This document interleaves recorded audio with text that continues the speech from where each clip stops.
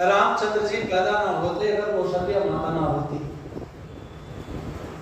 रामचंद्र पैदा करने वाली कौशल्या माता जो नित्य यज्ञ करती थी, वैदिक व्यवस्था के सांचे में ढल करके अपने जीवन को जीती थी।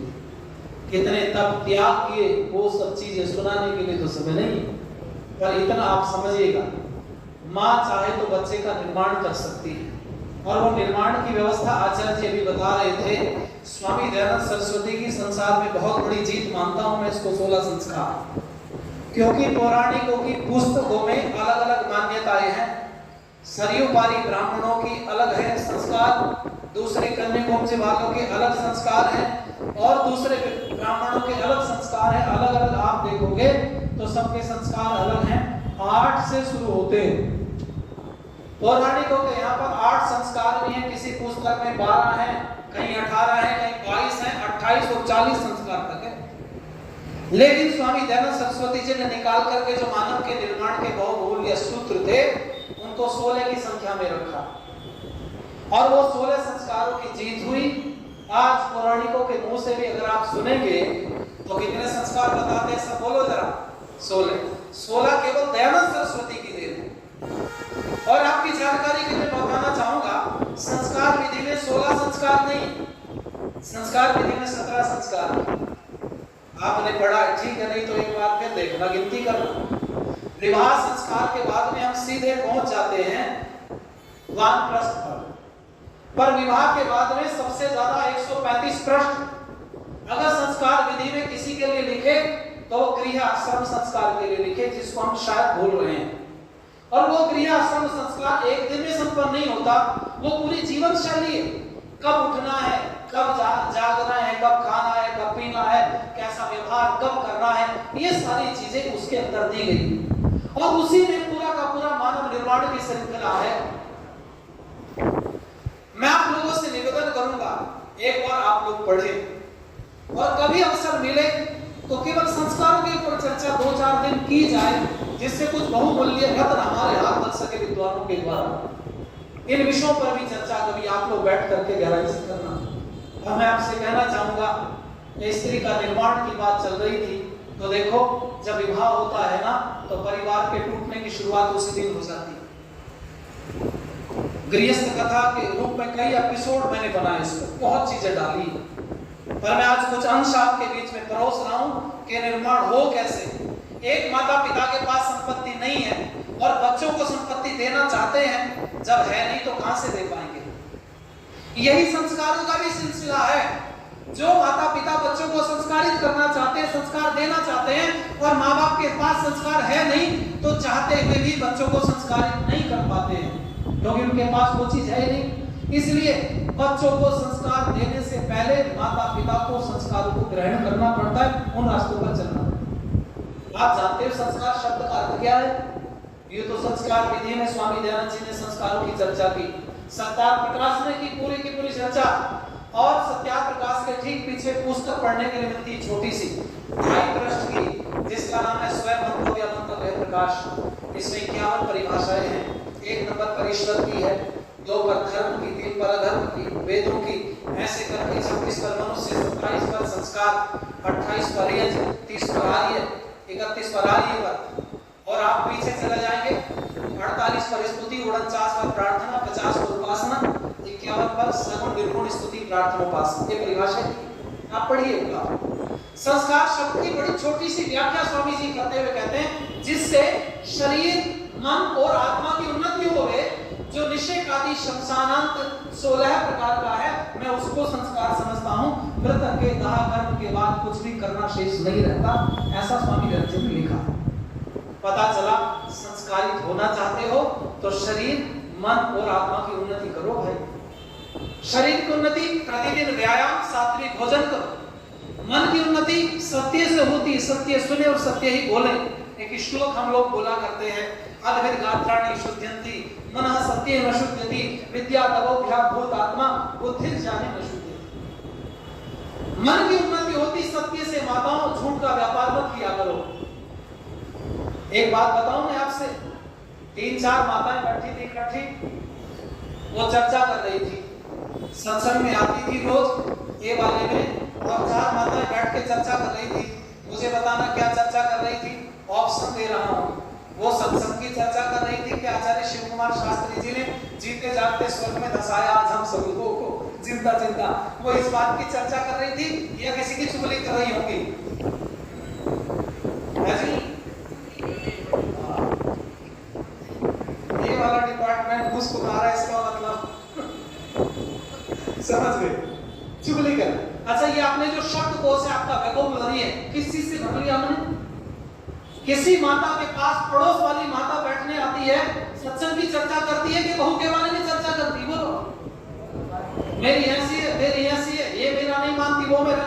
और मैंने देखा ऐसे कई तो बातें करते करते रोने लगती, आंखों से झर आंसू बह रहे, और दोनों या तीसरा कोई नहीं, मेरी ऐसी है, ऐसी बोलती, ये करती। अरे एक बात बताऊं मैं आपसे माताओं, ध्यान देना, इस बात को बदल लो। घर में स्त्रियों के मूंछ तो नहीं होती है, पर लड़ाई मूंछों की होती है। पुरुषों में मूंछों का मतलब सम्मान की लड़ाई, स्त्रियों में सास अपने आप को श्रेष्ठ मान रही है और बहू अपने आप को श्रेष्ठ मान रही है। झगड़ा इस बात का है, ये झगड़े को खत्म करना चाहते हो तो मेरे पास एक सूत्र है, आप कहो तो दे दूं? अरे बोलो हाँ ना तो करो। अच्छा, पीछे से बड़ी तेज हामी कर रहे हैं, इसका मतलब समझते हो आप? हड़का लगाना बोलूंगा कुछ नहीं, भाई पुरुषों की मजबूरी है, मैं भी ऐसे ही किसी घर से आता हूँ। चलो आपको एक तरीका बता देते हैं। आज हम लोग मंच पे बैठे हैं, अभी बहन कल्याणी सी बैठी, उन्होंने आचार्य जी की प्रशंसा की और मेरी भी कर दी, चाहे छुट्टी की। जब मैं बैठा, आचार्य जी बैठे, आचार्य जी ने दोनों की कर दी, मैं बैठा, मैंने भी कर दी सबकी। तो आपकी नजरों में हम सब लोग श्रेष्ठ हो गए या नहीं? अरे हाँ ना तो कर दो, देखो गर्दन में जोड़ लगा, ऐसे करो, ये हिला के हिलती है। अच्छा, हमने सबने एक दूसरे की प्रशंसा कर दी, चाहे छोटी प्रशंसा हो मेरी या किसी की, और आपकी दृष्टि में सबका सम्मान बढ़ा या घटा, बोलो जरा। अच्छा, मैं कहता जी मैं तो बहुत श्रेष्ठ आदमी हूँ, आचार्य जी कहते मेरे से ज्यादा बड़े विद्वान थोड़ी मंच पे, और कल्याणी बहन जी बोलती है मेरे को पता ही नहीं औकात कितनी है। तो आपकी दृष्टि में हम तीनों सम्मानित होते या हमारा सम्मान आपकी दृष्टि में घट जाता, बोलो जरा, घट जाता। तो आपको सूत्र मिल गया। अब सूत्र अपने घर पर घटाओ, जब आपके पास में कोई किसी की सास बैठने आए तो आप भी कहना मैं किसी की सास हूं, अरे सुन ले मेरी बहू जैसी बहू पूरे गांव में नहीं, पूरे मोहल्ले में नहीं, पूरी बस्ती में नहीं। और जब बहू के पास में कोई पड़ोसन बैठने आए, कहना मेरी माँ सास थोड़ी, मेरी माँ है, ऐसी सास भगवान सबको दे। और सुना के बोलना, बहुओं से कह रहा हूँ जी नीचे बैठी ना, जब तक बहू है, ऊपर वाली सास देखो बंटवारा कितना बढ़िया। सास होने ऊपर वाली पत्नी, इनको ऊपर बैठा देना या खुद से ऊपर बैठने से, ठीक है। जब कोई आपके पास आए इतनी तेज बोलना, सास नहीं है मेरी, मेरी सास है। सांस निकल जाता, आदमी मर जाता, मेरी सास है जिंदा तो मेरी सास सल्ले में जीवित, मेरी सास जैसी सास नहीं। तुम भी एक बार फूटे मुंह से बोलते ना मेरी बहू जैसी भी बहू नहीं, और सुना के बोलना बहू को। और एक और बताऊं मैं आपको, जब सास के पास कोई पड़ोसन महिला आती ना बैठने, तो बहू को बिना मतलब चाहे रसोई में दो बार चक्कर लगाने पड़े, गिलास उठा के पटकना पड़े बिना मतलब, पर कान वही रहते हैं क्या बोल रहे हैं, चुगली तो नहीं चल रही। एक दूसरे का सम्मान करना सीखो, झगड़ा खत्म हो जाएगा। आओ माताओं मिलकर के मेरे साथ एक गीत की लाइनें गुनगुनाओ, अच्छा लगेगा। जितने भी दिन जियो बड़े प्यार से जियो, जितने भी दिन जियो बड़े प्यार से जियो। पतझड़ में क्या मिलेगा, पतझड़ में क्या मिलेगा, बहार में जियो। जितने भी दिन जियो बड़े प्यार से जियो, जितने भी दिन जियो बड़े प्यार से जियो। पतझड़ में क्या मिलेगा, पतझड़ में क्या मिलेगा, बहार में जियो। जितने भी दिन जियो बड़े प्यार से जियो, जितने भी दिन जियो बड़े प्यार। मुरझाई हुई डालियां फल पाएगी कहाँ, मुरझाई हुई डालियां फल पाएगी कहाँ। मुस्काता हुआ चांद ही बनता है पूर्णिमा, मुस्काता हुआ चांद ही बनता है पूर्णिमा। खुशियों की दुल्हन की तरह, खुशियों की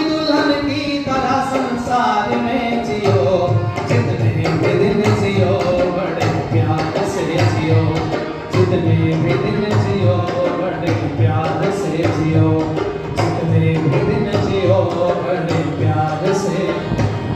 रसहीन मत बनाना दिन चार जिंदगी, रसहीन मत बनाना दिन चार जिंदगी के। सूखे जो होते पत्ते गिर जाते वो ज़मीं पे, सूखे जो होते पत्ते गिर जाते वो ज़मीं पे। कच्चे ही होते खट्टे, कच्चे ही होते खट्टे, रसधार में जियो जितने भी दिन जियो बड़े प्यार से जियो, जितने भी दिन जियो बड़े प्यार से जियो। पतझड़ में क्या मिलेगा, पतझड़ में क्या मिलेगा, बहार में जियो जितने भी दिन जियो बड़े। और ये वाली बात आपके बड़े काम आएगी। अगर आप ऊपर उठना चाहते हो ना तो एक सूत्र दे रहा हूं, दूसरों से ईर्ष्या द्वेष बंद कर दो। क्यों? क्योंकि एक बात का उत्तर देना मुझे समझने, जहां आग लगती है नुकसान वहां होता है या जलती हुई आग को देखने वालों का नुकसान होता है? अरे बोलो भैया, ज्यादा दिमाग मत लगाओ, सीधा सीधा बता दो। मैं वो वाला प्रश्न नहीं कहूंगा कि चिड़िया उड़, तोता उड़, कबूतर उड़, फिर बोल दूंगा गाय। तो आप मुझे सीधा सीधा बताओ, आग को देखने वालों का नुकसान होता है या जहां लगती है वहां नुकसान होता है? बोलो। हाँ, जहां लगती है वहां नुकसान होता है। तो अगर आप किसी से द्वेष रखते हो और जलते हो तो नुकसान आपका होगा या जिससे जल रहे हो उसका होगा? बोलो। और हम नुकसान करना किसका चाहते हैं? कभी बैठ कर सोचा आपने, जिससे आप चल रहे हो नुकसान दूसरे का करना चाहते हो, नुकसान आपका होता है। इसलिए नफरत की आग मन में हरगिज न बालना, नफरत की आग मन में हरगिज न बालना। दुष्कर्म के चींटे ना आंचल में डालना, दुष्कर्म के चींटे ना आंचल में डालना। धिक्कार से नहीं, धिक्कार से नहीं, अधिकार से जियो जितने भी दिन जियो बड़े प्यार से जियो। पतझड़ में क्या मिलेगा, बहार में जियो जितने भी दिन जियो बड़े प्यार से जियो, जितने भी दिन जियो बड़े प्यार से। इसलिए मैं आप लोगों से कह रहा था, परिवार टूटने की शुरुआत तो विवाह से पहले हो रही है। और आप कभी सोचते क्यों नहीं है? जब रिश्ता हो जाता है ना, तो मैंने खुद सुना, बड़े लोग बोलते हैं, एक लड़की का रिश्ता हो गया तो उसकी जो भाभियां, बड़ियां, दीदियां हैं, चाची हैं, तो उसके कंधे पर हाथ रख के बोलती हैं, अब तुम्हारा विवाह होने वाला है, एक काम हमारे कहने से करना। बोले क्या? कि पति पर शुरू से ही दबाव बना के रखना, नहीं तो मार्केट भी नहीं जाने देगा। दबाव बना के रखना, ठीक, प्रेशर डाल।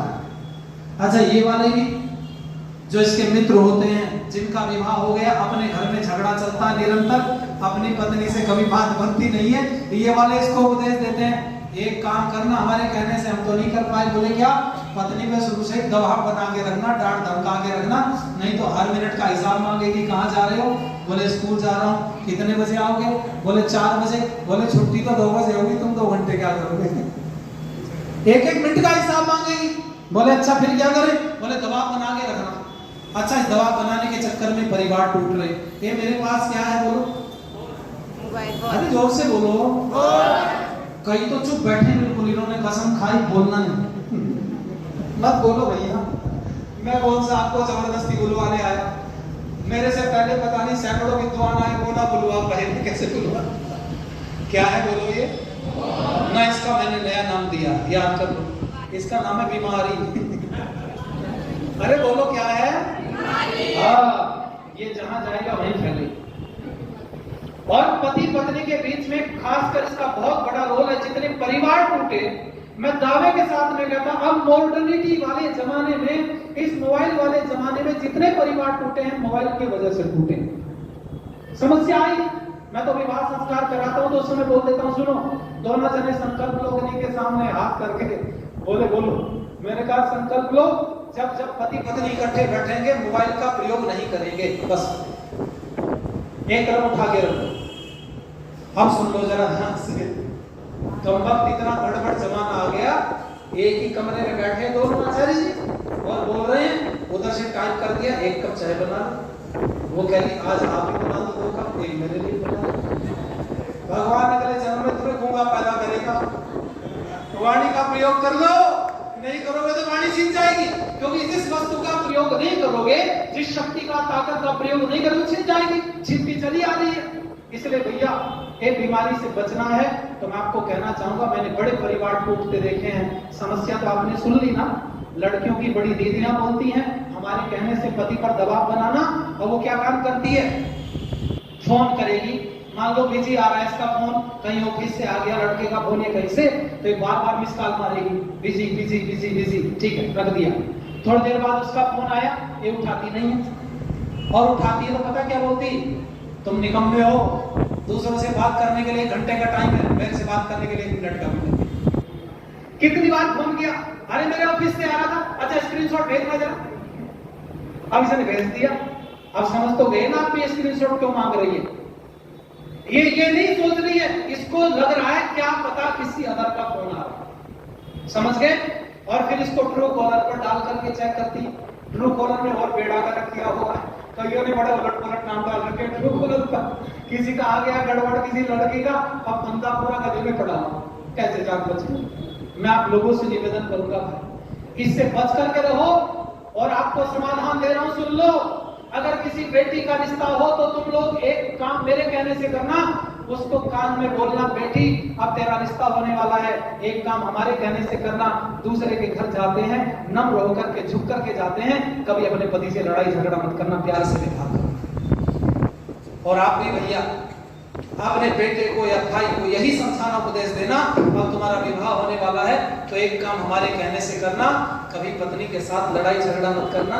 अरे अपना घर परिवार छोड़ के तेरे पास आ रही है, तेरे अलावा उसका है कौन।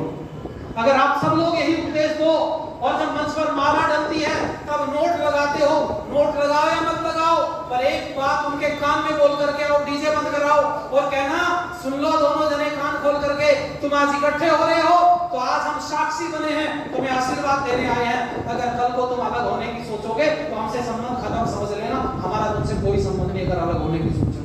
अगर हर व्यक्ति यही जाकर के बोलेगा, वो दबाव में रहेंगे, समस्याओं को झेल करके भी परिवार बचा रहेगा। इसलिए ये 2 लाइन और पीछे बोल रहा हूं, संकल्पों की कमजोरियां मन की है दास्ता, संकल्पों की कमजोरियां मन की है दास्ता, नदियां बना ही लेती हैं पत्थरों में रास्ता, नदियां बना ही लेती हैं पत्थरों में रास्ता, रुकना ही यहाँ मौत है, रुकना ही यहाँ मौत है, रफ्तार से जियो, जितने भी दिन जियो बड़े प्यार से जियो, जितने भी दिन जियो बड़े प्यार से जियो। पतझड़ में क्या मिलेगा, पतझड़ में क्या मिलेगा, बहार में जियो, जितने भी दिन जियो बड़े प्यार से जियो, जितने भी दिन जियो बड़े प्यार से। इसलिए भैया प्यार से व्यवहार करना। और आप लोगों को, दोनों जनों को कह रहा हूँ, इधर वालों को भी इधर वालों को, तेरी शान घट गई होती, तेरा रुतबा घट गया होता, जो तूने गुस्से में कहा, अगर एक बार हंसकर कहा होता तो तेरा क्या बिगड़ गया होता। घर में लड़ाई झगड़ा ना करें, प्यार से व्यवहार करें। आप लोगों ने ध्यान से सुना, धन्यवाद।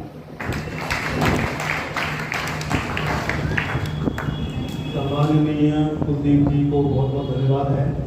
100 रुपये महेंद्र हरि जी दोनों ही हमारे विद्वानों को दे रहे हैं, विजय जी भी दे रहे हैं बताने से, ये 100 रुपये और ये राधे श्याम जी भी आ रहे हैं। राधे श्याम